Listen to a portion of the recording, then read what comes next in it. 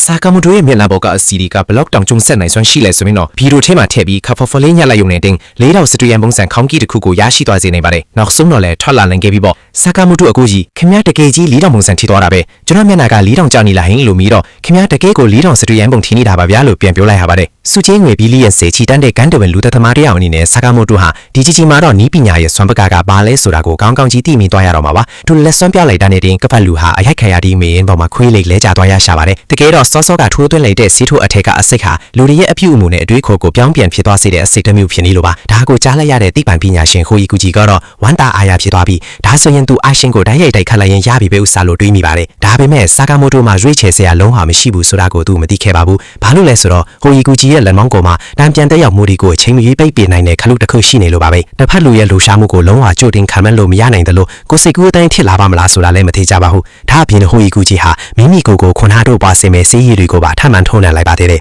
ပင်ပါပါတိပံပညာရှင်ဘဝကနေမြတ်တောင်ခတ်တင်ကြွတာအမြောင်မြောင်တဲ့တန်မာတဲ့လူပလာကြီးအဖြစ်ချက်ချင်းပြောင်းလဲသွားပြီးတပြိုင်နက်တည်းမှာတင်လူနှစ်ယောက်လုံးကိုချိတ်ဆွဲပြီးတရဆက်အလေးအလောပညာပေးပါတော့တယ်ဆက်လက်ပြီးသူကအာရှင်ရဲ့စိတ်ချင်းဆက်ဖတ်နိုင်တဲ့စွမ်းရည်ကိုပါလှောင်ပြောင်တော်လိုက်ပါသေးတယ်မင်းတို့ကိုအဖွဲစီကဘလို့မျက်စိကျသွားလဲမသိဘူးလို့ပြောရင်ဈေးရည်အလုံးကိုခဏကိုထဲထပ်မံထိုးသွင်းလိုက်ပြီးနောက်ဆုံးအစိတ်အတွင်ပြောင်းလဲမှုကိုလှုပ်ဆောင်ကတိုက်ပွဲကိုတစ်ချက်တည်းနဲ့အပြတ်ဖြတ်ဖို့ပြင်ဆင်ပါတော့တယ်တိုက်ရတာတကယ်ကိုအရသာရှိလာတယ်စာကာမိုတိုကတော့အာရှင်ရဲ့အကိုကြီးတယောက်အနေနဲ့တစ်ဖက်လူကအာရှင်ကိုနှိမ့်ချဆက်ဆံနေလာကိုတဘာဝအတိုင်းကြည့်မနေနိုင်ပါဘူးနောက်ပိုင်းမှာတော့စိတ်ချင်းဆက်ဖတ်နိုင်တဲ့စွမ်းရည်ဟာအသုံးမကျတဲ့အရာမဟုတ်ဘူးဆိုတာကိုသူတက်တည်ပြသွားမှာပါဟိုယီကိုကြီးတိုက်ခိုက်ဖို့လက်ရွယ်လိုက်တဲ့ခဏအတွင်းမှာပဲစာကာမိုတိုကစိတ်ထဲကနေမိမိရဲ့လက်တီးပုံးလှရှာမှုကိုတီးတိုးရည်ရွယ်လိုက်ပါတယ်အာရှင်ကဒါကိုကြားလိုက်ရတဲ့ဝက်ခနဲရှောင်တင်းလိုက်ရသူဟာတိုက်ခိုက်ခံရမယ်ပြမထင်နေပေမဲ့လည်းစိတ်ချင်းဆက်ဖတ်တဲ့စွမ်းရည်ကိုအသုံးချပြီးကြိုတင်ရှောင်ကွင်းနိုင်ခဲ့ပါတယ်ဒါကြောင့်စာကာမိုတိုရဲ့လက်တီးချက်တိုင်းဟာဟိုယီကိုကြီးရဲ့ကိုယ်ပေါ်ကိုပဲတက်ချက်မှန်မှန်ကြားရောက်သွားပါတော့တယ်ဒါကြောင့်သူကအလဲကနေပြီးတော့တိုက်ခိုက်မှုအာယုံတွေကိုဆွဲဆောင်ပေးထားတာပါဒီချိန်မှာတော့ဟိုယီကိုကြီးခင်ဗျာရှေးတိုးရခတ်နောက်ဆွရခတ်တဲ့အခြေအနေကိုဆက်ရောက်သွားပြီးစိတ်ထဲကန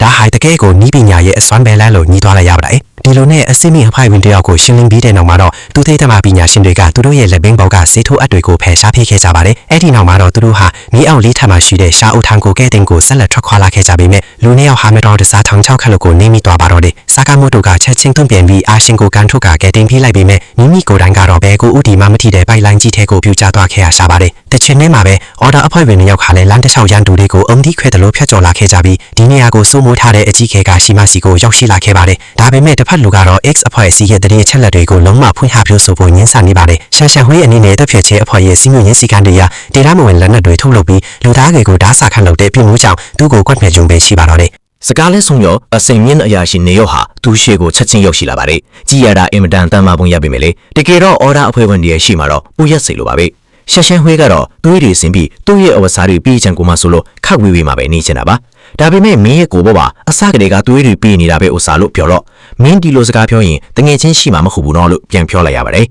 ဒီမြင်ကွင်းကိုမြင်လိုက်ရတဲ့ကာရှိမကတော့သူ့ရဲ့စနုံနှစ်ခွာ double standards ဖြစ်မှုကိုပြသလိုက်ပါတော့တယ်နှုတ်ကတော့လူအသက်ကတန်ဖိုးရှိတယ်လို့ပြောနေပေမဲ့လည်းအသေးသက်လိုက်ရင်တော့သူတို့ရဲ့လူတွေကဝမ်းနည်းကြလိမ့်မယ်လို့ဆိုပါတယ်ဒါပေမဲ့ဖြူပြင်းမွေးမှန်းထားတဲ့လက်မောင်းကတော့မထိန်ချုံနိုင်တော့ပဲဓာတ်ရှည်ပေါင်း40ခုလောက်ကိုထုတ်ဖော်ပြသလိုက်ပါတော့တယ်ရှန်ရှန်ဟွေးကဓာတ်ကိုမြင်ပြီးလှောင်ပြောင်ဖို့ပြင်လိုက်တဲ့အချိန်လေးမှာတင်ကာရှိမရဲ့ဓာတ်ချက်ကသူ့ရဲ့ရင်းပတ်တဲကိုအရှင်အဟုန်နဲ့ထိမှန်သွားပါတော့တယ်ဒါပေမဲ့ဒါဟာသူတမင်တက်အလျှော့ဖြစ်လိုက်တာဖြစ်ပြီးရည်ရွယ်ချက်ကတော့ဘိုးရင်မြင့်နေတဲ့တစ်ဖက်လူစီကနေတည်င်းချက်လက်တွေပုံမနှုတ်ထွက်လာစေဖို့ပါပဲရလက်ကတော့သူမျှော်လင့်ထားတဲ့အတိုင်းကာရှိမဟာ Ace အဖွဲ့စီရဲ့အမားခံနောက်လိုက်တယောက်ဖြစ်နေတာပါပဲအခြေအနေကဒီအထိရောက်လာပြီဆိုမှတော့သူကိုဆက်ပြီးအသက်ချန်ထားဖို့မလိုတော့ပါဘူးဒါနဲ့ပဲလေဘင်းကိုလိန်ချိုးပြီးတပ်ပစ်လိုက်ပါတော့တယ်ဒါပေမဲ့သူတို့နှစ်ယောက်ထွက်ခွာဖို့ပြင်လိုက်တဲ့အချိန်မှာပဲကာရှိမဟာအသက်ပြန်ရှင်လာပါတ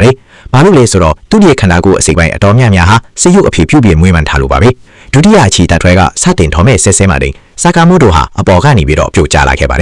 ယ်တစ်ဖက်လူရဲ့လုတ်ဖော်ကွင်ဟွေဟောင်းတယောက်အနေနဲ့ရှန်ရှန်ဟွေးကဒီလိုနီလန်းနဲ့ပြန်လဲဆုံတွေ့ရလိမ့်မယ်လို့လုံးဝမထွေးမှထားခဲ့ပါဘူးဒါအပြင်အတိတ်ဝင်လာတဲ့အဖွဲ့ဝင်အိုဘူကျုကိုလည်းမိတ်ဆက်ပေးခဲ့ပါတယ်စာကာမိုတိုအီကိုကြီးခမရထိုးကိုမတွေ့ဘူးတီးဘူးမလားဝက်ဝင်ကြီးဒီကောင်လိုပဲချစ်ဖို့ကောင်းတယ်လို့ပြောပါတယ်ဒီအချိန်မှာကာရှိမလည်းပြန်လဲအားပြေလာပြီးခန်းတွေလူတတ်တမဟောင်းထိခဲ့တဲ့စာကာမိုတိုကိုတတ်နိုင်ရင်အဖွဲ့စီရဲ့အကြီးခဲတဲ့အကျိုးရှိလိမ့်မယ်လို့တွေ့ကခန္ဓာကိုယ်တွေကပြုတ်ပြင်ထားတဲ့လက်နက်တွေကိုထုတ်ဖော်လိုက်ပါတယ်လူနှစ်ယောက်အပြင်းထန်တိုက်ခိုက်နေကြစင်ပါပဲရှန်ရှန်ဟွေးနဲ့အိုဘူတူတို့ကတော့ Ace အဖွဲ့စီကိုဆက်လက်ဆုံးစမ်းဖို့ဆုံးဖြတ်လိုက်ကြပါတယ်တီးပြီးဒါကိုစားအားလုံးကိုနှုတ်ဆက်ပေးလိုက်ပါဦးသူတို့နှစ်ယောက်လန်ခရီးမှာသွားနေတော့မှအိုဘူတူကတတဲကြီးထွန်းသွားဖို့ကနည်းနည်းမသိတော့ဘူးလို့ခန်းစားရပါတယ်စာကာမိုတိုကဝက်ဝင်ကြီးတို့တမ်းမပေးမဲ့ချစ်ဖို့ကောင်းတယ်ဒါပေမဲ့တထက်လူရဲ့စွမ်းရည်ကြောင့်တေးသွားနိုင်တယ်လို့စိုးရိမ်နေတာပါဒါပေမဲ့ရှန်ရှန်ဟွေးကတော့စာကာမိုတိုရဲ့စွမ်းရည်ကိုကောင်းကောင်းနားလည်ထားတဲ့အတွက်တစ်ဖက်လူကိုဘယ်သူကတတ်နိုင်မှာမလို့လဲလို့တွေးနေပါတယ် တစ်ချိန်တိုင်းမှာပဲအာရှင်ဟာရှားအိုးထန်ကိုလိုက်ရှာနေတဲ့လန်ခီမှာကိုပြောင်းနေတဲ့ဆဲယူနဲ့ထပ်မံဆုံတွေ့ခဲ့ရပါတယ်ဆဲယူဟာအလုံးစောစောဆင်ကျင်တဲ့ကြောင့်စာကလေးကအပြင်းထန်တဲ့တိုက်ခိုက်မှုတွေကိုပြသခဲ့ပါတယ်